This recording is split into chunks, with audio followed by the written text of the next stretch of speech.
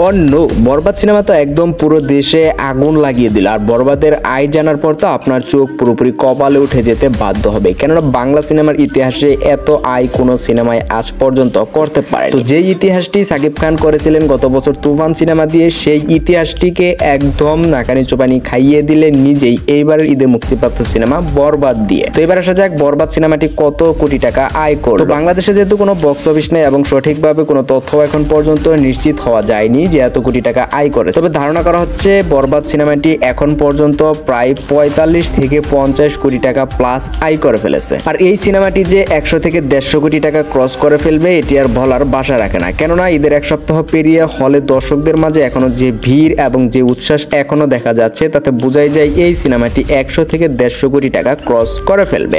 এবং অনেক সাকিবিয়ানরা এটাই চায় যে সাকিব খানের কোনো সিনেমা 100 থেকে 150 কোটি টাকা ক্রস করে ফেলুক, যেটা সাকিব খানেরও একটি স্বপ্ন। তবে সারা দেশে হলের ভিতরে এবং হলের বাইরে সাকিবিয়ানদের যে উচ্ছ্বাস এবং যে আমেজ এখনো দেখা যাচ্ছে, এতে কিছুটা আশা করা যায় যে সাকিব খানের এই সিনেমাটি 150 কোটি ক্রস করে ফেলবে। প্রিয় ভিউয়ার্স, বরবাদ সিনেমাটি সম্পর্কে আপনার কোনো মন্তব্য থাকলে অবশ্যই কমেন্ট করে আমাদেরকে জানিয়ে দিতে পারেন এবং নিত্য নতুন সকল আপডেট ভিডিও পেতে আমাদের এই চ্যানেলটিকে সাবস্ক্রাইব করে আমাদের সাথে থাকুন। ধন্যবাদ।